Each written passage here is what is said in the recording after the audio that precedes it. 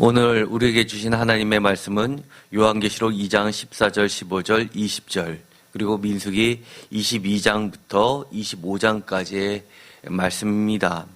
민수기 22장부터 25장까지의 말씀은 매우 길죠. 저희가 중간중간 말씀을 읽었습니다. 기억이 잘 안 나시겠지만 다시 한번 기회 있을 때마다 성경을 자꾸 봄으로써 우리가 하나님의 말씀에 더 우리 삶에 가까이 가게 되기를 간절히 축원드립니다. 이 민수기 22장에서 25장까지에 나오는 이 말씀은 구약 성경 중에서도 굉장히 오래된 역사를 가지고 있고 또 매우 독특한 말씀이 들어가 있습니다. 그리고 단지 과거일 뿐만 아니라 우리가 오늘 함께 읽었었던 요한계시록 2장 14절, 15절, 20절에서 또 나와 있듯이 성경의 맨 끝, 신약의 맨 끝에 해당하는 것까지도 반복되는 매우 상징적인 중요한 일입니다. 그래서 오늘은 그 배경이 되고 있는 민수기 22장부터 25장까지의 내용을 조금 축약해서 거시적으로 보면 좋을 듯 합니다. 오늘의 말씀의 제목은 다 같이 읽겠습니다.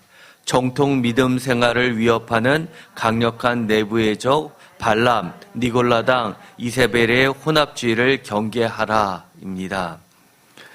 우리가 요한계시록을 지금까지 쭉 해오고 있습니다. 요한계시록의 가장 큰 위협은 무엇일까요? 이 질문은 요한계시록의 역사적 배경, 즉 기록 시점을 결정짓는 매우 중요한 요소입니다. 우리가 늘 무비판적으로 사실을 받아들여 왔지만 요한계시록의 가장 큰 위협은 제일 먼저 떠오르는 것은 외부의 적입니다. 특별히 신종 우상 숭배, 이 거대한 그리스 로마 세계에 둘러싸여 있는 이 유대가 이스라엘 민족들이 어떻게 그들의 야훼 신앙을 지켜가는지를 적나라하게 보여주고 있습니다. 특별히 단순히 문화의 차원이 아니라 로마 황제라는 거대한 권력 앞에서 이 로마 황제가 스스로를 신이라고 또는 정확하게 이야기하면 신의 아들, 그리고 더 나아가서 우리가 동전 고증 자리에서 봤지만 세이비어, 구세주라고 스스로를 부르면서 황제 숭배 사상을 강요하는 가운데 있었던 이 외부의 적이 가장 큰 원인이었습니다. 그러다 보니까 이것을 배경으로 하면 요한계시록의 기록 연대는 90년을 가장 강력하게 지지하고 좀 늦게 보면 120년 이렇게 보는 겁니다.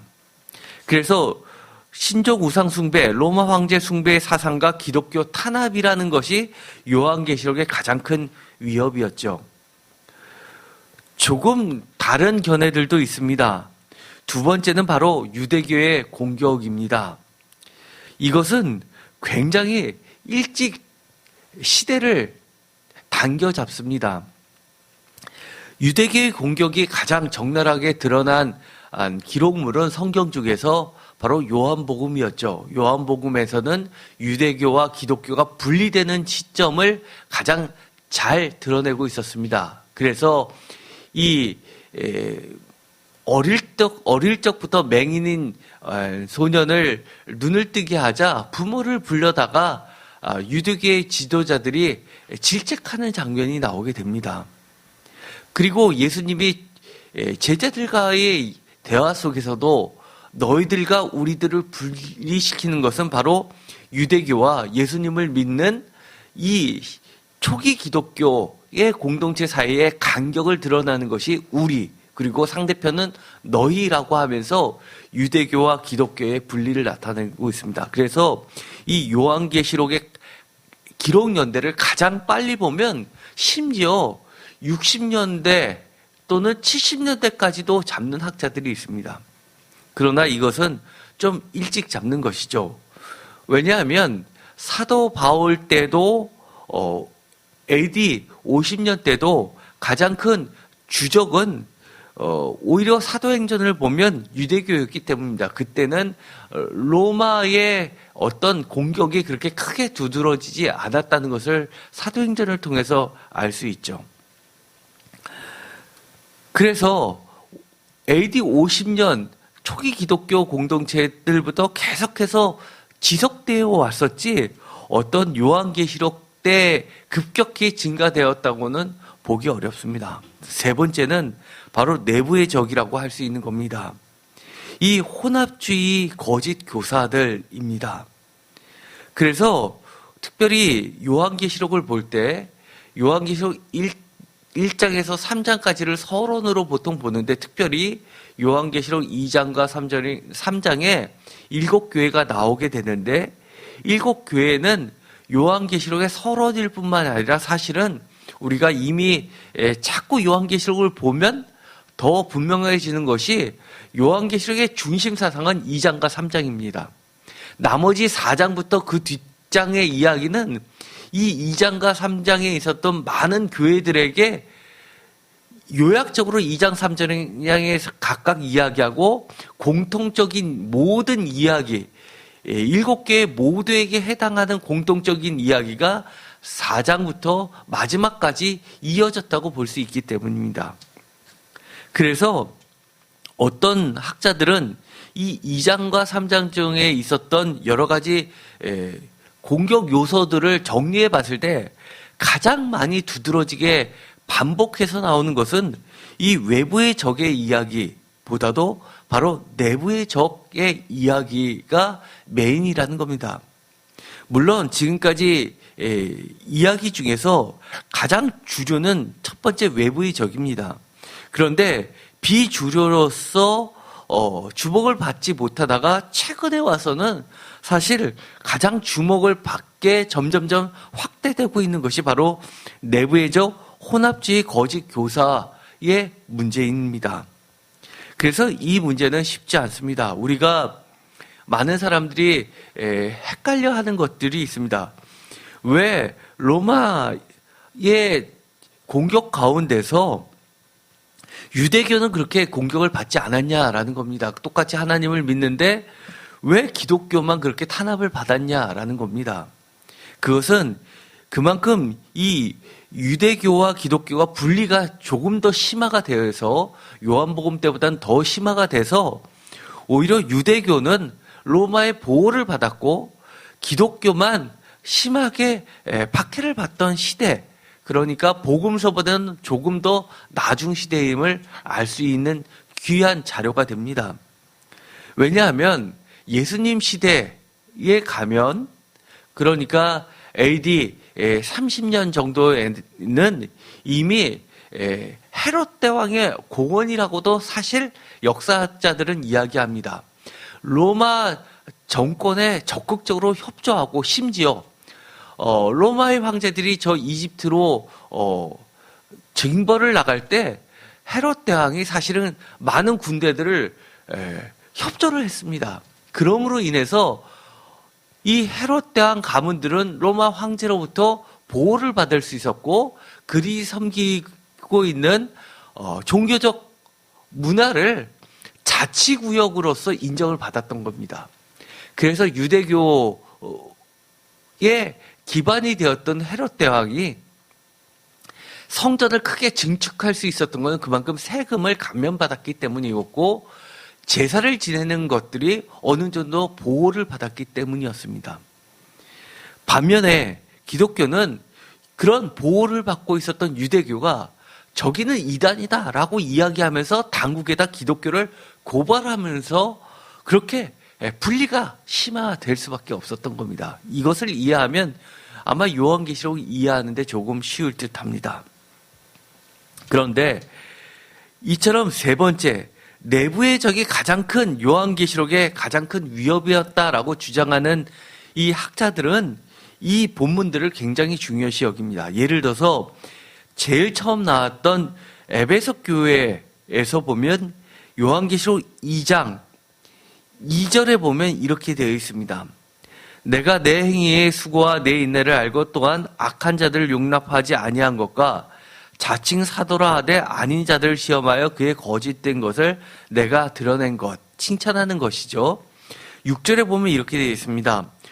다 같이 읽겠습니다. 오직 내게 이것이 있으니 내가 니골라 당의 행위를 미워하는도다. 나도 이것을 미워하노라 라고 하면서 니골라 당의 이야기를 꺼내고 있습니다. 우리가 알고 있듯이 니골라 당은 사도행전에 처음 7직사의 명단에 들어가 있습니다.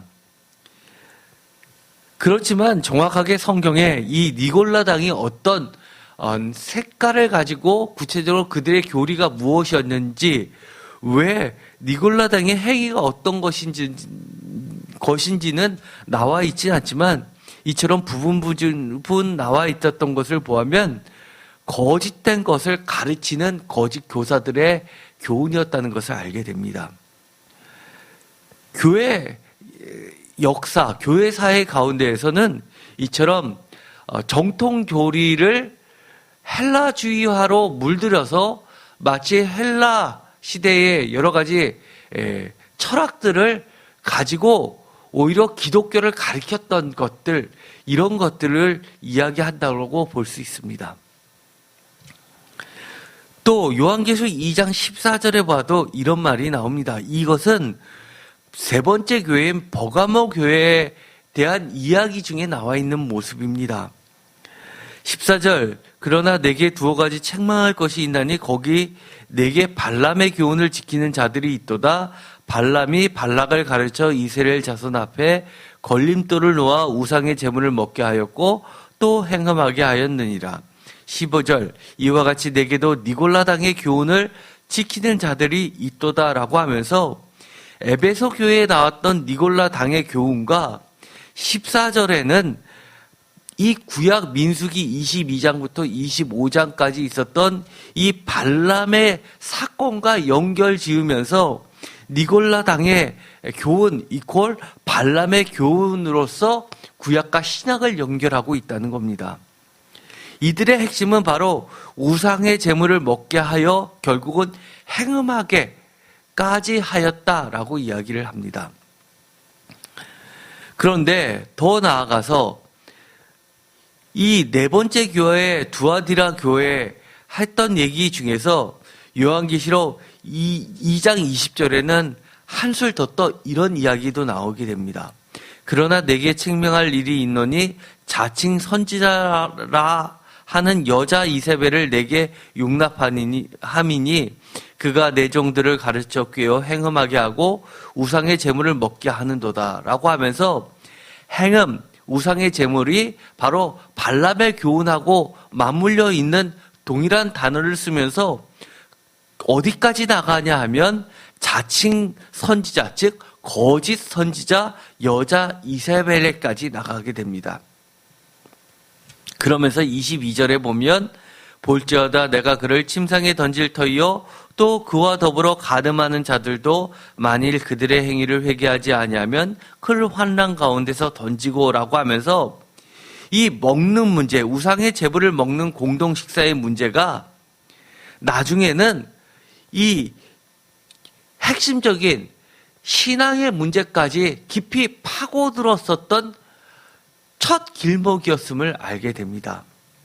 사실 이 구약 성경을 보면 특별히 다니엘서에 우리가 이 본문을 설교할 때 함께 봤던 다니엘서에서 왕의 식탁 문제는 단순히 먹는 문제가 아니라 제사를 드리고 또 그 제물을 가지고 와서 함께 신의 식사에 참여하는 왕과 왕의 속해 있는 고위층들의 문제를 지적했다는 것을 우리가 이미 살펴본 적이 있습니다. 기억이 안 나시는 분은 다시 그 설교를 참조하시면 좋을 듯 합니다. 다섯 번째 교회 사대교회에서도 이런 말이 나오게 됩니다. 특별히 3절에 보면 그러므로 내가 어떻게 받았으며 어떻게 들었는지를 생각하고 지켜 회개하라 라는 이 말씀을 통해서 이 사대교회는 구체적으로 니골라당 또는 발람의 교훈 또는 거짓 선지자 또는 여자 이세벨 이렇게 직접적으로 언급은 하지 않지만 무엇인가 이 처음에 사도들을 통해서 전수받았던 정통신앙이 흔들리고 있음을 보게 됩니다. 지금까지 보면 7교회 가운데서 무려 4교회, 절반이 넘는 교회가 이 거짓 교사들의 문제, 내부의 적의 문제를 거론하고 있기 때문에 요한계시록의 가장 큰 문제는 바로 이 내부의 적이었다는 것을 알게 됩니다. 그렇다는 이야기는 7교회에게 보내는 편지는 곧 21세기 오늘날 이 땅에서 하나님의 말씀을 지키고 있는 마지막 때의 모든 교회의 가장 큰 적도 사실은 외부의 적이 아니라 내부의 적임을 알 수 있게 됩니다. 우리가 지금까지 봤던 이 발람의 교훈은 민수기 22장부터 25장까지를 보면 발람의 교훈 또는 바알 부올에서 있었던 사건으로서 기록되고 있었던 걸 보게 됩니다. 매우 좀 어려운데 이 부올의 아들 발람이라는 것과 바알 부올 사건, 즉 이 고스비아 여자 모압 사제 여자인 고스비아의 이 음행을 더불어 식사 문제에서부터 시작된 것 같지만 사실은 이 하나님 야훼 신앙을 저버리게 했던 그 사건이 바알 부올 벳부올에서의 사건이라는 것을 보게 되면 이 부올이라는 말이 반복되고 있습니다. 어떻게 보면 이 부올은 성경에 보면 인명이기도 하고 지명의 이름이기도 하고 또 보통 명사가 아니라 바로 신의 이름 신명이기도 합니다. 그래서 성경의 기록의 특징을 보면 같은 단어가 여러 가지 뜻을 함축하고 있으면서 또 여러 가지 의미를 함께 내포하고 있는 그런 흔히 있는 방식을 들어서 보면 부올의 아들 발람, 사실 이 성경에 나와 있는 부올의 아들 발람 할 때 이 부올은 메소포타미아 지역을 이야기합니다. 그런데 성경의 바알 부올 또는 벳부올이라고 할 때는 오히려 이 가나안 지역에 있는 부올을 이야기합니다.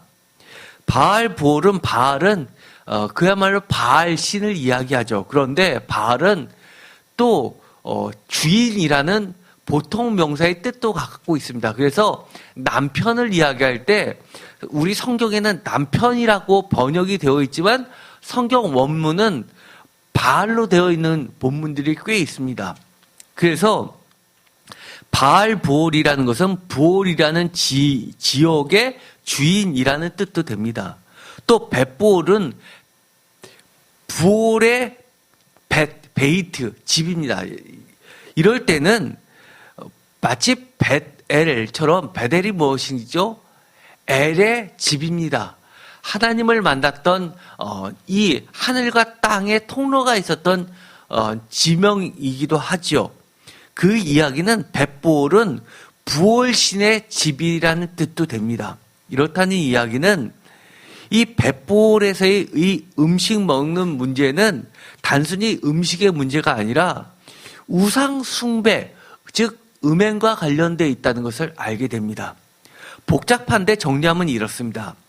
부올의 아들 발람, 이 부올이 바알 부올과 벳부올에도 계속해서 부올이 반복되면서 이 발람 사건은 인명과 지명과 신명을 모두 아우르는 음식에서 출발했지만 음행, 하나님의 야훼 신앙에서 멀어지게 하는 우상 숭배 사상과 강하게 결부되어 있던 사건이라는 것을 보게 됩니다. 이 가나안 지역에 있어서 부올은 이처럼 예루살렘과 매우 가까이 있는 지역입니다. 또 부올은 이 사해를 끼고 요당 동편에도 있었던 지역이기도 합니다. 이처럼 이 가나안 지역이라고 할 때는 넓게 잡으면 요단강을 사이에 두고 사해 서편에도 있고 사해 오른편에도, 즉 모압 땅에도 있었던 여러 가지 부월이라는 이 이방 신을 섬기는 지역들, 대표적인 신전이 있던 지역을 나타내기도 한다는 것을 알 수 있습니다. 그렇다는 이야기는 이 이스라엘 사람들이 가나안 땅으로 들어갈 때는 이미 거기에는 탄탄히 자리 잡고 있는 이 이방 신과의 싸움을 전제로 할 수밖에 없었던, 즉 이 이방 신의 문제에 대해서 경계를 하지 않으면 안 되는 그런 위협에 놓여 있었다는 겁니다.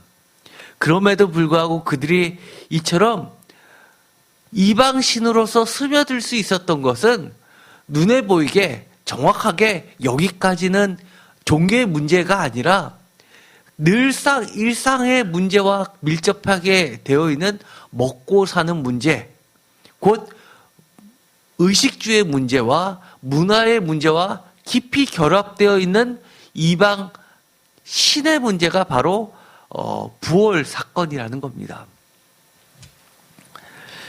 사전을 보더라도 바알 부월 하면 부월에서 섬기는 바알 또는 열리는 바알이라는 뜻을 가지고 있다고 봅니다. 그런데 이것이 특징은 모압의 우상신으로 생식과 출산을 관장하는 프리아푸스 신을 가리킨다고 봅니다. 그래서 이 바알부올은 모압의 신이었던 그모스 신과 동일시 된다라고 이야기를 합니다. 특별히 신명기 4장 3절과 호세아서 9장 10절을 근거를 두고 있습니다. 그런데 이것이 민수기 25장 1절에서 3절, 25장 4절에서 8절, 신명기 4장 3절에서 4절, 여호수아서 22장 17절, 시편 106편 28절에서 29절, 호세아서 9장 10절, 민수기 25장 17절 18절에 있었던 이 미디안과의 바알 부올 숭배 사건 직후에 있었던 전쟁 사건까지도 연결되는 그런 사건으로 본다는 겁니다. 여기에 핵심적인 이야기는 우리가 이미 살펴보았던 것처럼 부올의 아들 발람이 계속 끼고 있습니다. 그래서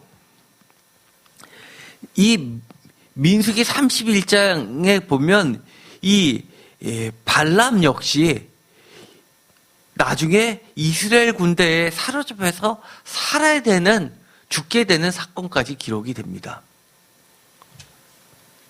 아까도 말씀드렸듯이 벳볼은 부올의 집, 마치 벳엘 같이 그런 곳입니다. 이 벳볼은 부올의 신전이 있었던 곳으로 추정되고 있죠. 우리가 이미 살펴보았지만 민수기 22장 5절에 보면 부올의 아들 발람은 고향인 강가 부돌에, 강가라는 것은 이 메소포타미아 지역에 있었던 이 부돌에 있었던 제사장이었습니다. 점성술사이었고 이를 데리고 오게 됩니다. 발락이라는 이 왕은 파괴자라는 뜻을 가지고 있는데 이 이스라엘 사람들이 출애굽에서 오는 과정을 보니까 많은 인원이 지나갈 때마다 그들이 먹고 사는 여러 가지 양떼라든지 그들의 식수 이런 것들로 해서 마치 메뚜기 떼들이 초원을 지나가면 다 싹쓸이해서 먹고 지나가는 소떼들로 비유하면서 이들을 자기네 땅을 지나가면서 자기네들이 파괴될 것을 두려워해서 그 당시에 유명했던 점성 이 이방 제사장인 발람을 불러들여서 이스라엘을 저주하게 하기 위해 고관들과 많은 물질을 통해서 불러왔었던 왕이었습니다. 그런데 이들도 나중에 멸망을 당하게 되죠. 또 민수기를 보면 이 발람은 와서 제사를 드리고 나서는 하나님의 지시를 받아서, 여호와의 지시를 받아서 오히려 이스라엘 사람들을 축복하는 일을 하게 됩니다. 그런데 여기서 특징이 하나 있습니다. 바로 이 발람을 눈을 뜬 자라고 표현하는 것들이 나오게 됩니다. 그래서 사람들이 보지 못하는 것을 보면서 이 신하고 교통하는 자를 이 발람으로 보고 있습니다. 그런데 우리가 요한계시록을 보면 이미 살펴보았지만 요한계시록 2장 14절에 발람의 교훈을 지키는 자들이 있다라고 하면서 우상의 제물과 행음의 문제를 같이 이야기를 합니다. 우리가 사도행전 6장 5절에 보면 7집사 중에 섞여 있었던 이 니골라는 이처럼 이 발람의 교훈을 따르듯이 이 헬라 문화, 즉 로마의 문화하고 밀접히 연관을 들어서 마치 황제 숭배 사상을 권장한 것이라고 성경에는 나와 있지 않지만 아마 이 기독교와 이 황제 숭배 사상을 마치 하나로 연결시켜주는 어떤 통로 역할을 했던 것이 간접적으로 알 수 있게 됩니다. 왜냐하면 기독교인들은 이 황제 숭배를 하고 드렸던 이 제물을 먹는 문제들에 대해서 마치 이방 제사에 함께 참여한 것으로 여겼기 때문에 그것을 강력하게 거부했음에도 불구하고 아마 이 니골라는 여러 가지 이론을 통해서 그것을 그 벽을 허물었던 역할들을 했던 것으로 보이게 됩니다. 그런데 우리가 중요한 것이 있습니다. 이 민수기 22장부터 25장은 사실은 민수기 20장 1절부터 25장 19절에 있었던 아주 긴 이야기의 한 부분에 들어가 있는 이야기입니다. 그런데 민수기 20장 1절부터 25장 19절은 주제가 뭐냐라고 하면 민수기가 뭐죠? 사람의 숫자를 세는 겁니다. 이스라엘 백성 이스라엘을 하나님의 군대로 만들기 위한 프로젝트라고 제가 전에 말씀을 드린 적이 있습니다. 그런데 이 20장부터 25장까지는 이 반역과 불신앙 시리즈라는 겁니다. 특별히 이스라엘의 가나안 입성을 목전에 바로 앞에 두곤 그 땅, 요단 동편 지역인 모압 평지에 도착할 때까지의 광야에 있었던 일인데 출애굽 이후에 단 5장, 20장부터 25장에 5장에 걸쳐 매우 간략하게 기술되어 있지만 사실은 시간적으로 보면 광야 생활의 약 90% 이상을 차지하는 대부분의 광야 생활이라는 겁니다. 그래서 이 특징은 반역과 불신앙이라는 겁니다. 우리가 성경을 읽을 때 우리가 잘못 읽으면 어떻게 자꾸 성경을 읽으냐면 이 시간에 우리가 역사책을 기록하듯이 마치 시간의 순서를 기록하듯이 성경을 읽는 방식, 그리고 이 역사책에 기록이 되어 있듯이 또는 신문을 읽듯이 이 기록된 글자 수에 따라서 사건을 읽는다는 겁니다. 그러나 성경은 그렇게 기록되어 있지 않고 어떻게 기록되어 있냐 하면 철저하게 하나님의 기억의 방식대로 기록되어 있다는 겁니다. 이건 굉장히 중요한데요. 하나님께서 그들을 기억하지 않으면 시간의 순서로는 많은데도 불구하고 매우 생략을 시켜버립니다. 그리고 하나님이 반드시 이것은 기억해야 될 일이라고 후대에 반드시 가르쳐야 될 일이라고 생각하면 이것이 매우 짧은 시간인데도 불구하고 많은 장수를 할애해서 아주 길게 기록을 해놓습니다. 그러다 보니까 우리가 성경을 읽을 때 장수가 많이 기록되어 있는 것을 마치 그 일에 사건이 많이 시간이 지난 것처럼 우리가 읽는 습관이 있다는 겁니다. 다시 한번 이야기하지만 이 5장에 걸친 이 이야기는 광야 생활의 약 90%를 차지합니다. 그럼에도 불구하고 하나님은 그것을 매우 축소시키면서 이 반역과 불신앙의 이 결론 부분을 강하게 이야기하면서 원인인 발람이 어떻게 해서 불러오게 되었고 그 결과 하나님이 어떻게 그들을 질면시켰는지 그 부분만 확대해서 기록해 놓고 있다는 겁니다. 왜 이것이 90%에 해당하는지 그 근거가 되고 있는 것이 있습니다.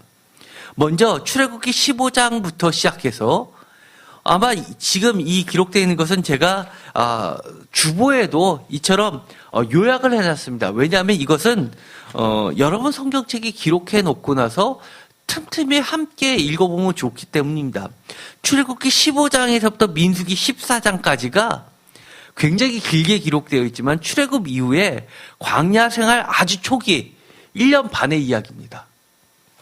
그리고 민수기 15장부터 민수기 19장까지 민수기 15장에서부터 민수기 25장을 우리가 학자들은 보통 뭐라고 이야기하면 침묵의 시간이라고 이야기하는데 침묵의 시간 12장 중에서 대부분을 차지하고 있는 15장부터 19장까지는 이 광야 생활 36년 반 정도의 기간입니다.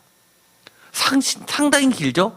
광야 생활 36년 하고 6개월의 기간 중에 초기에 해당하는 것이 민수기 15장부터 민수기 19장까지의 이야기입니다. 그리고 민수기 20장부터 25장까지가 이 침묵의 시간 이 12장 중에서 90%를 차지하고 있습니다. 그래서 이 장을 뭐라고 이야기하냐면 약속의 자녀 이퀄 믿음의 세대라고 표현한다면 이 약속의 자녀, 믿음의 세대를 만들기 위한 프로젝트였다고 이야기를 하는 겁니다. 믿음의 세대가 뭔가요?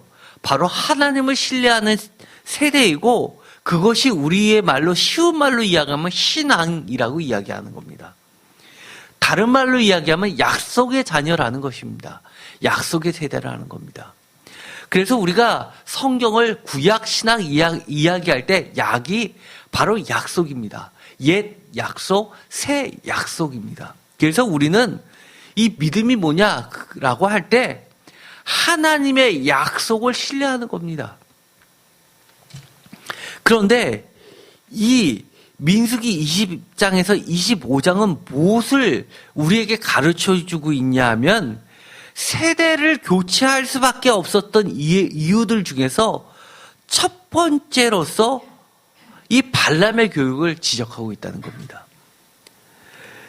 세대 교체를 할 수밖에 없었던 이유가 뭐냐? 우리가 늘 성경을 읽을 때 이해가 안 가는 것이 있죠. 그렇게 수고하고 애썼던 세 지도자 있죠. 모세, 아론, 그리고 또 누가 있죠? 미리암이 있습니다. 이 미리암, 여성의 최고 지도자.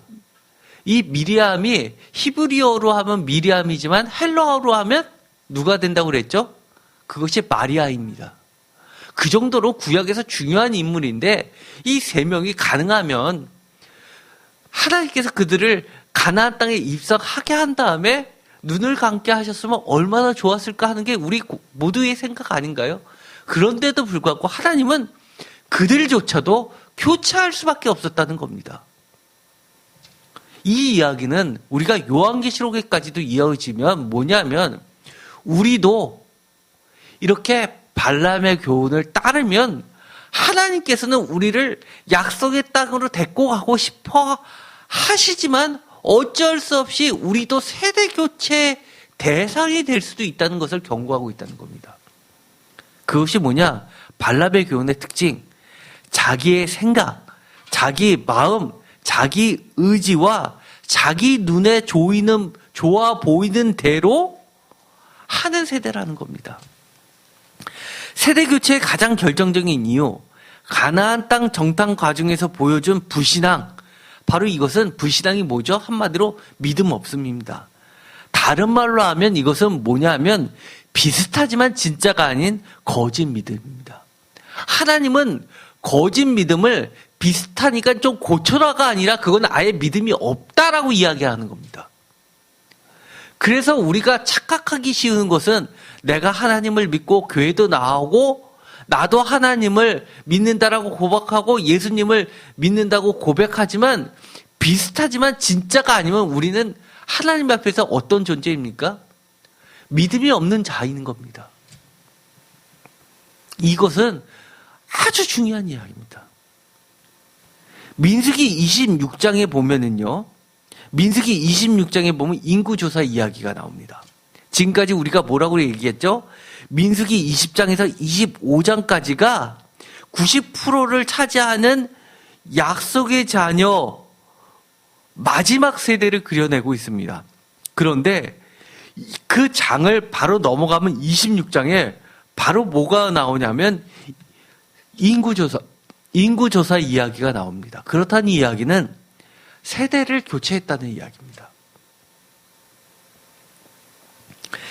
이 새로운 세대의 이야기는 26장부터 시작돼서 어디까지 이어지냐면 신명기 34장까지 이어집니다. 즉 약속의 가나안 땅 입성 전에 마지막 광야 생활 불과 2년의 이야기를 민수기 26장부터 시작해서 신명기 34장까지를 끌어나가고 있습니다. 철저하게 하나님의 관심입니다. 광야 생활 고작 2년의 이야기를 앞으로 평생 이스라엘 백성들에게 가르쳐주는 이야기를 이렇게 길게 작성해 놓은 겁니다. 그 이야기는 지금 어디까지 이어집니까? 지금 오늘날에게도 이어지고 있다는 이야기입니다. 민수기 33장은 광야 여정을 요약하는 아주 중요한 장입니다. 거길 보면 민수기 20장 1절 한번 찾아보시겠습니까? 20장 1절에 무슨 이야기가 나오죠? 바로 미리암의 죽음의 이야기를 이야기합니다. 그리고 민수기 20장 26절에 무슨 이야기가 나옵니까? 바로 아론의 죽음을 이야기합니다.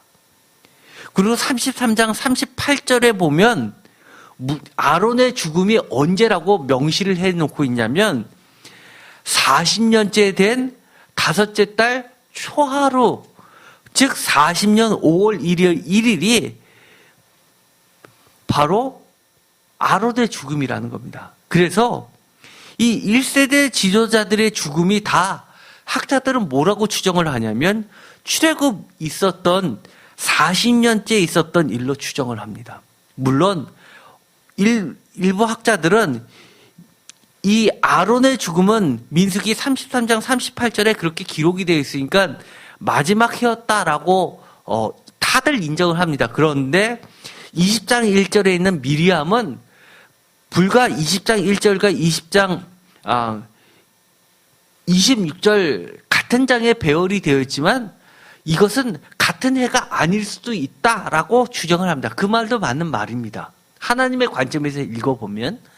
그렇지만 통상적으로는 이렇게 세대교체 마지막 사건의 이야기로 함께 했을 것이다라고 보고 있어서 이 마지막 세대의 지도자들을 대거 교체하시는 장면들이 나오게 됩니다. 즉 세대를 교체하기 전에 그들의 책임을 누구에게 묻고 있냐면 지도자들에게 먼저 묻고 있는 겁니다. 이 미리암의 죽음은 다른 것이 아니라 바로 내가 너희들을 세대 교체할 수밖에 없다라는 그 경고를 신호탄으로 쏘아 올린 것이 시작으로서 미리암이라는 겁니다.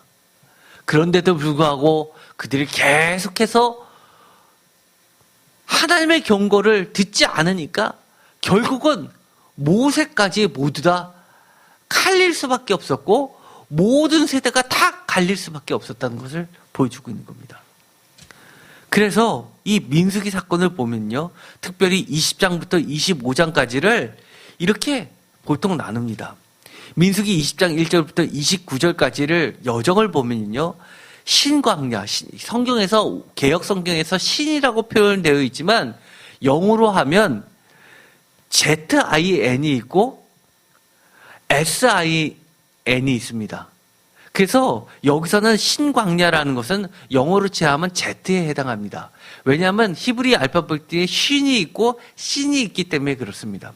그래서 이 20장 1절부터 29절까지는 신광야 가데스 사건을 이야기하는데, 여기에서 이 가데스 사건은 아주 성경에서 중요한 이야기죠. 여기서 가데스에서 무슨 사건이 일어났냐면 무리바 사건이 일어납니다. 그런데 그것이 무슨 사건 바로 다음에 일어났냐? 미리암 사고 사건이라는 겁니다. 이 미리암이란 걸출한 여성 지도자가 무너지고 나서는 급격히 이스라엘 사람들이 흔들린 모습을 보여준 사건이 바로 무리바 사건입니다.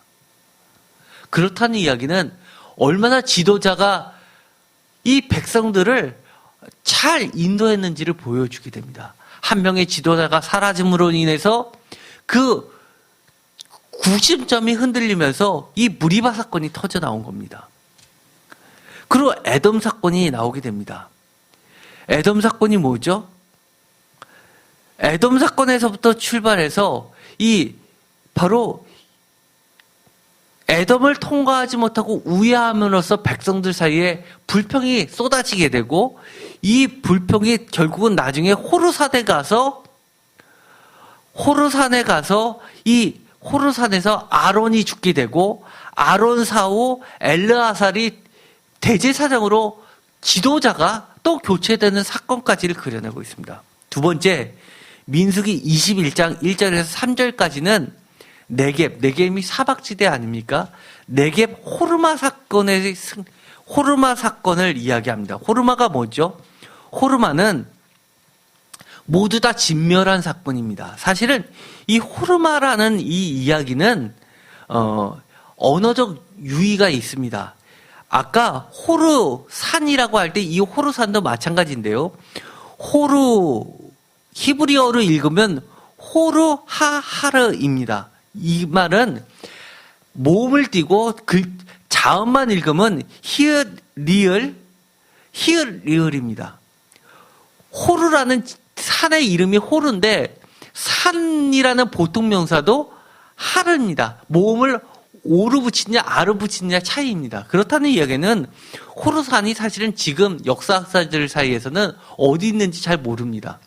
다만 그 지역에 그 지역 중에서 가장 높은 지역이었을 것으로 보는 겁니다. 누가 보더라도 이거는 제일 높은 산. 그래서 그 산의 이름은 즉 산의 산, 아주 높은 산이라는 거죠. 거기서 아론이 죽게 되죠. 그리고 이 호르마라는 것은 진멸이라는 뜻을 가지고 있습니다. 하렘이 진멸인데요. 하렘도 보면 히읗 리을 미음이죠. 그래서 호르마라 칭하라라고 하는 것은, 호르마는 완전히 다 진멸하는 겁니다. 다 죽이는 사건입니다. 왜 호르마가 승리로 표현하느냐? 사실은 전쟁에서 이기면은요, 고대 사회에서는 다윗이 무엇으로 부를 축적했죠? 바로 전쟁에서 승리하면서 부를 축적한 겁니다. 그래서 솔로몬이 많은 부를 취할 수 있는 것은 아버지 다윗이 다 전쟁에서 승리해서 많은 부를 축적했기 때문에 그 유명한 예루살렘 성과 예루살렘 성전을 지을 수 있었던 재물을 모았던 것이죠. 그런데 성경 중에서 진멸하지 않음으로써 왕위가 폐위된 사람이 있습니다. 바로 사울 왕이었죠. 이 귀한 양, 염소 이런 것들을 몰래 감춰두니까 사무엘이 저 양의 울음소리는 어디서 난 거냐라고 하면서 하나님께서 진멸하라고 했는데 왜 진멸하지 않았느냐라고 질책하면서 결국 사울 왕이 물러나게 되죠. 이처럼 호르마는 하나님의 명령을 얼마나 철저하게 따랐냐 안 따랐냐의 기준이 되는 것으로 구약 성경에서는 사용되고 있습니다. 가나안 땅에 들어갈 때 하나님께서 이야기한 것이 있죠. 그들의 땅에 들어가면 우상들을 진멸하라라고 했는데 사실 다 진멸하기에는 아까운 것들이 많이 있었죠. 그러다 보니까 이방 여인들과 결혼하면서 문화 속에서 침투됐기 때문에 무너지기 시작했던 것으로 보는 겁니다. 그런데 이 민수기 21장 1절에서 3절은 짧지만 이 호르마의 승리를 이야기해주고, 그 다음에 민수기 21장 4절에서 9절은 에돔 땅을 우회해서 보여준 반역 사건을 이야기합니다. 즉 결국 음식의 문제입니다. 우리가 돌아가야 되니까 물을 어디서 구하냐라고 불평하면서 결국 그것 때문에 하나님께서 하나님에 대한 도전으로서 여겨지게 되고, 하나님을 믿지 않은 것에 대한 심판으로서 불뱀 사건이 벌어지게 되는 겁니다. 그런데 또 거기서 하나님의 구원의 역사가 보여주게 되죠. 구원의 놋뱀입니다. 사실 이것도 언어의 유인데요. 말장난이라고 하죠. 워드 플레잉이라고 하는 겁니다. 놋이 히브리어로 하면은 네오셰트입니다. 그런데 뱀은 네앗입니다. 다 자음만 보면 니읒, 히읗, 시옷이 들어갑니다. 즉 구원의 놋뱀, 구리뱀이라고 하는 것은 뱀과 구리는 발음이 비슷한 것을 두 번 반복하면서 잊지 말라는 겁니다. 이것은 모두 다 심판과 구원을 이야기합니다. 그 다음 이야기, 민수기 21장 10절에서 20절까지는 모압 영토, 즉 13절에 모압과 아모리 사이 경계 아르논강 근처에 있는 이 부엘의 노래라는 사건이 기록되어 있습니다. 이것은 부엘은 우리가 부엘세바 할 때 이 부엘하고 같은 건데요. 우물의 노래라는 겁니다. 그리고 민수기 21장 21절에서 35절은 요단강 동편 헤스본 아모리 왕 시온을 정복한 이야기가 나오게 됩니다. 그래서 이것이 나중에 암몬의 경기까지 가게 되죠. 그리고 마지막 민수기 22장 1절에서부터 24장 25절까지는 발람과 발락 이야기가 드디어 등장되고, 마지막 민수기 25장 1절에서 18절까지는 모압 땅 바알 부올 사건을 그려내면서 마지막 이 반역의 사건을 그려내고 있습니다. 이 사건을 보면요, 우리는 얼마나 이 사건에 보면 계속해서 짧지만 20장부터 25장까지는 계속해서 하나님을 불평하고 불신앙을 하는 이야기가 여기에 사실 다 들어가 있습니다. 이 대표적인 무리바 사건, 그리고 마지막에 바알보올 사건, 그 중간에 이 놋뱀 사건이 나와 있습니다. 이 놋뱀 사건은 나중에 히스기야 때 히스기야 왕이 종교 개혁을 하면서 이 구리뱀을 다 갈아 없애버리죠. 정점에 놓여 있습니다. 틀은 이 무리바 사건과 이 마지막 틀을 이루는 바알보올 사건, 그 가운데 정점인 놋뱀 사건. 요한복음에 가면 이 놋뱀 사건이 무엇으로 바뀌죠? 예수님께서 자신을 이야기할 때 모세의 구리뱀이 놋뱀이 들린 것처럼 자신도 들려야 된다라고 하고 십자가 사건을 예표한 사건으로 이야기합니다. 그 정도로 이 20장에서 25장까지를 보면 계속해서 반역 사건과 다시 한번 하나님의 구원 사건, 십자가 사건을 예표하는 것이 여기에 다 들어가 있는 겁니다. 민수기 21장 4절에 보면 이렇게 되어 있습니다. 이 사건은 아마 여러분들이 아주 잘 알고 있는 사건입니다. 다 같이 읽겠습니다. 백성이 호르산에서 출발하여 홍해길을 따라 에돔 땅을 우회하려 하다가 길로 말미암아 백성의 마음이 상하니라. 5절, 백성이 하나님과 모세를 향하여 원망하되 어찌하여 우리를 애굽에서 인도하여 내어 이 광야에서 죽게 하는가? 이곳에는 먹을 것도 없고 물도 없도다. 우리 마음이 이 하찮은 음식을 싫어하노라 하며, 바로 음식의 문제. 이것이 바로 출발점이 어디서부터 나오냐면 에돔 사건에서부터 나오죠.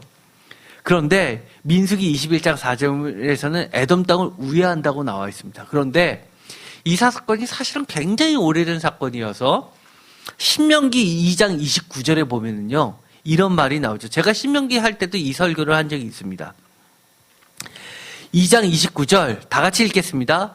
세일에 거주하는 에서 자손과 아루에 거주하는 모압 사람이 내게 행한 것 같이 하라. 그리하면 내가 요단을 건너서 우리 하나님 여호와께서 우리에게 주시는 땅에 이르라 하였으나 30절 헤스본 왕 시온이 우리가 통과하기를 허락하지 아니하였으니 이는 내 하나님 여호와께서 그를 내 손에 넘기시려고 그의 성품을 완강하게 하셨고 그의 마음을 완고하게 하셨음이 오늘날과 같으니라. 아멘. 이 이야기를 보면 어떻게 되어 있나요? 이 사건은 신명기 2장 30절에 헤스본 왕 시온을 정복한 원인이 이스라엘 사람들을 통과하지 못하게 했기 때문이라고 이야기합니다. 그런데 29절에 보면 세일에 거주하는 에선 자손과 아루에 거주하는 모압 사람은 어떻게 했다는 거예요?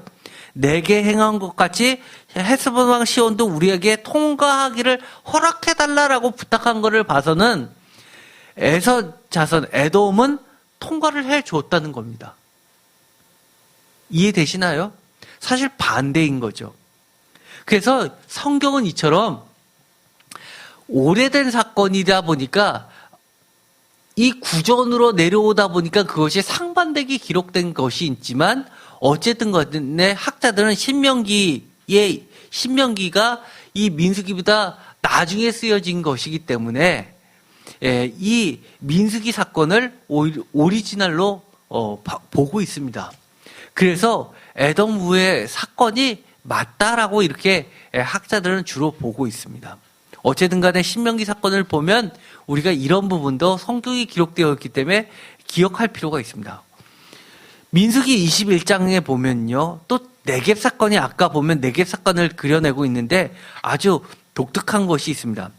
21장 1절에 보면 네겝에 거주하는 가나안 사람 곧 아랏의 왕이 이스라엘이 아다람 길로 온다 함을 듣고 이스라엘 쳐서 그중 몇 사람을 사로잡음지다 라고 하면서 갑자기 이스라엘 사람들이 잡히는 사건이 벌어지게 됩니다.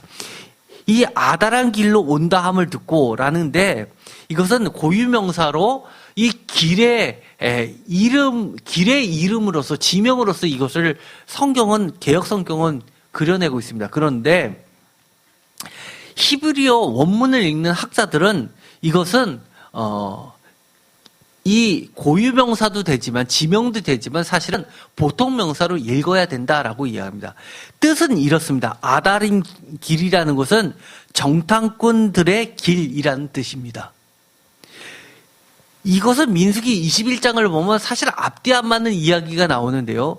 이 정탐꾼들의 길, 아다른 길은 나중에 여호수아에서 보면 이 여호수아와 나머지 이 이스라엘 백성들이 가나안 땅을 정탐할 때 사용했던 길입니다.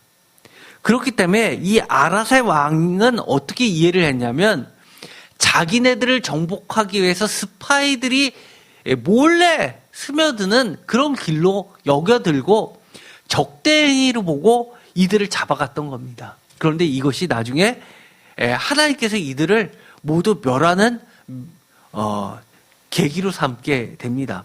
그래서 민수기 21장 1절 아다림 길을 이 탈굼이라든지 아킬라나 신물쿠스 헬라어 번역에서는 이것을 고유명사로 번역을 하지 않고 보통 명사로서 번역을 해서 이 민수기 21장을 읽어내고 있습니다. 여기 보면요. 민수기 20장에서 21장의 가데스, 호루, 요단강 동편은 주요 이 루트를 이야기하는데 거기에서는 다 뭐를 얘기하냐면 틀이 미리암의 죽음과 아론의 죽음을 깔고 이 이야기를 걸어내고 있습니다. 그렇다는 이야기는 이 여정이 세대를 교체할 수밖에 없는 하나님의 갈등이 포함되어 있는 장이라는 겁니다. 그래서 여기서는 무엇을 얘기하냐면 회중과 모세와 아론의 죄를 20장 2절에서 13절까지를 기록하면서 이들이 약속의 땅에 들어갈 수 없음을 필연적으로 보여주고 있다는 겁니다. 민수기 20장과 21장은 사실은 같은 이야기를 두 번 써놓은 겁니다. 지도자들의 실패를 20장에서 그려내고 있다면 백성들의 실패는 21장에서 그대로 보여주고 있습니다.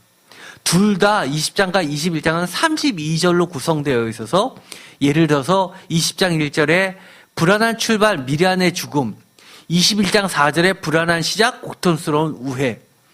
두 번째, 20장 2절에서부터 6절까지 백성들의 물에 대한 불만, 21장 5절에 백성들의 물에 대한 불만, 20장 9절에서 11절 A절에 지도자들이 하나님께 반역함, 그리고 21장 15절에 하나님께 반역하는 백성들, 그리고 20장 7절에서 8절 11절에 하나님이 물을 주심, 그리고 21장 7절에서 9절 16절에서 18절에서 하나님이 치유하시고 물을 주심, 그리고 20장 12절 13절에서 지도자들이 심판을 받은, 21장 6절에서 백성들이 심판을 받은, 20장 14절에서 21절, 그리고 22절에서 29절, 21장 1절에서 3절, 세 가지 반전, 그리고 21장 21절에서 31절, 32절, 33절에서 35절, 세 가지 승리해서 사실 20장과 21장은 이렇게 공통적으로 엮어놓고 있습니다.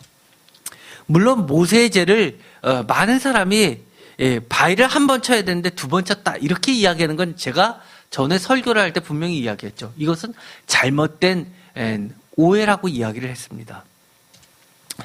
민수기 20장에 보면 분명하게 아론이 왜 가나안 땅에 못 들어가냐라는 것을 하나님은 이렇게 이야기합니다. 20장 24절 다 같이 읽겠습니다. 아론은 그 조상에게로 돌아가고 내가 이스라엘 자손에게 준 땅에는 들어가지 못하리니 이는 너희가 무리바 물에서 내 말을 거역한 까닭이니라. 아멘.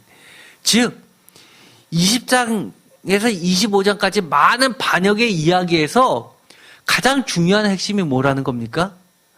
들어가고 안 들어가고, 하나님을 신뢰하고 하나님을 신뢰하지 못하고, 하나님을 신뢰한다는 말은 결국 무엇을 믿고 안 믿고의 문제입니까? 하나님의 말씀이라는 겁니다.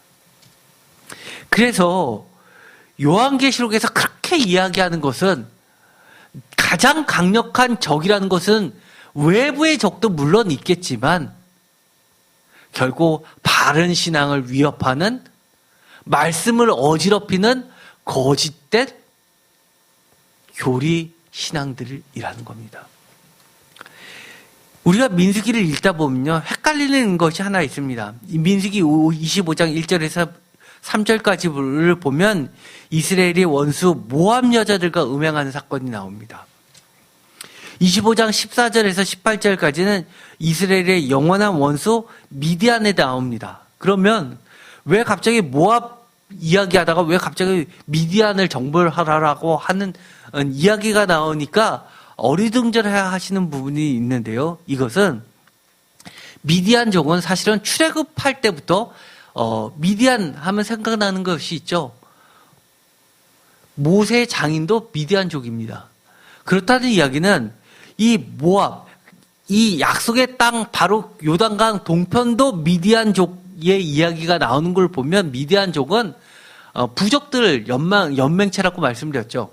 애굽부터 시작해서 가나안 땅에 이르는 여러 흩어진 이 대상들, 무역상들의 지파 연합체들을 미디안 족속이라고 하고, 모압은 하나의 연합 족속, 이스라엘 나라처럼 그런 거를 얘기해서 크게 보면 미디안 족속과 미디안 족속은 모압이라는 커다란 연합체의 일부분으로서 이해하면 될 듯합니다.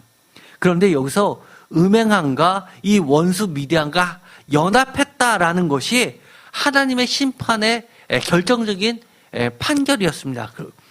그 이야기는 연합이라는 말은 히브리어로 하면 종교적으로 멍해를 같이 하다라는 뜻입니다. 그래서 성적인 음행, 타락이나 종교적 행위는 같은 걸로 많이 표현합니다. 그래서 우리가 성경 보면 간음죄, 그것을 단순히 성적인 죄로 보는 것이 아니라 하나님의 하나님을 섬기는 것에서 벗어나서 이방신을 섬기는 것도 음행죄라고 이야기하는 이유입니다. 그것은 언어의 특징을 가지고 둘 다를 포함합니다.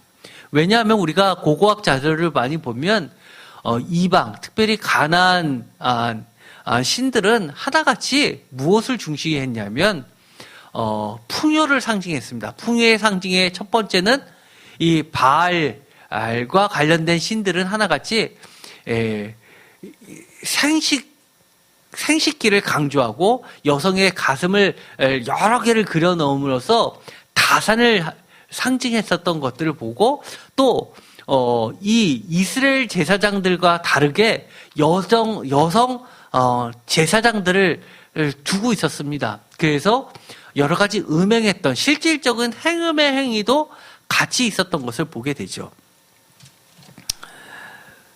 그래서 이 민수기 25장에 보면 이 발람의 교훈에서 뭐가 나오냐면 25장 1절 다 같이 읽겠습니다. 이스라엘이 시딤에 머물러 있더니 그 백성이 모압 여자들과 음행하기를 시작하니라. 3절에 2절 그 여자들이 자기 신들에게 제사할 때에 이스라엘 백성들을 청함에 백성이 먹고 그들의 신들에게 절함으로 이스라엘이 바알보에게 가담한지라. 여호와께서 이스라엘에게 진노하시니라. 여기서 보면 이것쯤이야, 이거는 문화인데 라고 해석할 수도 있지만 하나님은 그렇지 않다는 겁니다. 항상 우리가 다른 문화와 섞어 살 수밖에 없지요. 그럼에도 불구하고 우리가 명확하게 해야 한다는 것은 하나님의 뜻이 무엇인지. 오늘도 대표 기도할 때 제가 은혜 받은 것이 있죠. 하나님의 뜻을 잘 분별할 수 있게 하는 것. 이것은 우리가 바른 신앙으로 가는 아주 첩경입니다. 이들이 모압 여자들과 음행이, 그리고 그 여자들이 처음에 시작이 뭐 갖고 시작했습니까? 야훼 믿지 말고 바알보를 섬겨라라고 했을까요? 아니죠. 여기서 이렇게 얘기했습니다. 우리와 함께 먹고 즐기자입니다. 이것이 출발입니다. 아주 쉽죠. 같이 식사하는데 밥 한 끼 먹을 수 있지. 같이 술 먹고 놀 수 있지. 한번 재밌게 인생 즐길 수 있지. 라고 하는 데서부터 사실은 말씀에서 벗어나고 하나님과 멀어지는 시작이 될 수 있다는 겁니다. 결국 어떻게 됐습니까? 여호와께서 모세에게 이르시되 백성의 수령들을 잡아 태양을 향하여 여호와의 앞에 목매어 달라. 그리하면 여호와의 진노가 이스라엘에서 떠나리라. 모세가 이스라엘 재판관들에게 이르리니 너희는 각각 바알브올에게 가담한 사람들을 죽이라. 우리가 정말 조심해야 되는 것, 하나님 믿는 신앙과 먹고 즐기는 시간, 먹고 나누는 시간하고 정말 조심해야 됩니다. 그게 대단하라고 내가 마음으로 하나님 믿으면 되지라고 하지만 먹고 즐기는 가운데 신앙에서 멀어질 수 있습니다. 결국 민수기 25장 6절에 보면 미디안의 한 여인을 데리고 오게 합니다. 그 여인의 이름은 고습이라고 합니다. 그래서 그 이스라엘 남자를 따라 그의 막사에 들어가 이스라엘 남자와 여인의 배를 꿰뚫어서 두 사람을 죽이니 연병이 이스라엘 자손에게 그쳤더라. 그 연병으로 죽은 자가 24,000명이었더라. 민수기 22장 2절에 보면 십볼의 아들 발락, 모압, 미디안 장로, 그리고 나서 5절에 나오는 것을 여기 하면 부올의 아들 발람이라고 해서 이 발람 사건을 아까 이야기했던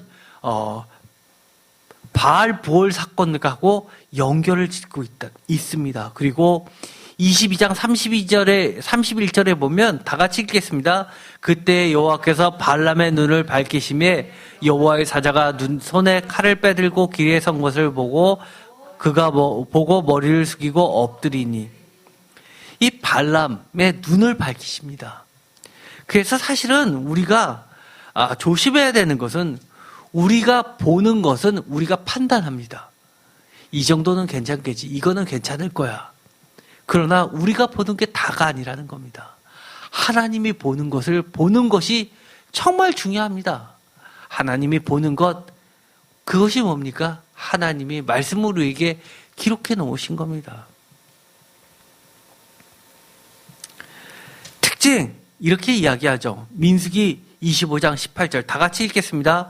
이는 그들이 속임수로 너희를 대적하되 부홀의 일과 미디안 지휘관의 딸 부홀의 일로 연병이 일어난 날에 죽임을 당한 그들의 자매 고스비의 사건으로 너희를 유혹하였습니다. 우리는 유혹이라고 생각한다면 넘어지지 않습니다. 그런데 우리가 넘어지는 이유는 유혹이 정말 유혹 같지 않기 때문입니다. 속임수 같지 않기 때문입니다. 우리가 오직 신앙의 눈으로 이 발람의 사건을 다시 한번 봤으면 좋겠습니다. 모압 왕 발락의 돈의 눈에 어두워서 끝끝내 술수를 써서 이스라엘을 모압 여자들과의 제사 음식을 나누면서 음행에 꿰어 여호와의 신앙을 잃어버리고 징벌의 역병을 맞게 한 이방 점술가, 이게 누굽니까? 바로 발람이라는 겁니다. 결국 그 결론은 여호수아서 13장 22절 다 같이 읽겠습니다. 이스라엘 자손이 그들을 살육하는 중에 다 같이 읽겠습니다. 부홀의 아들 점술가 발람도 칼날로 죽였더라.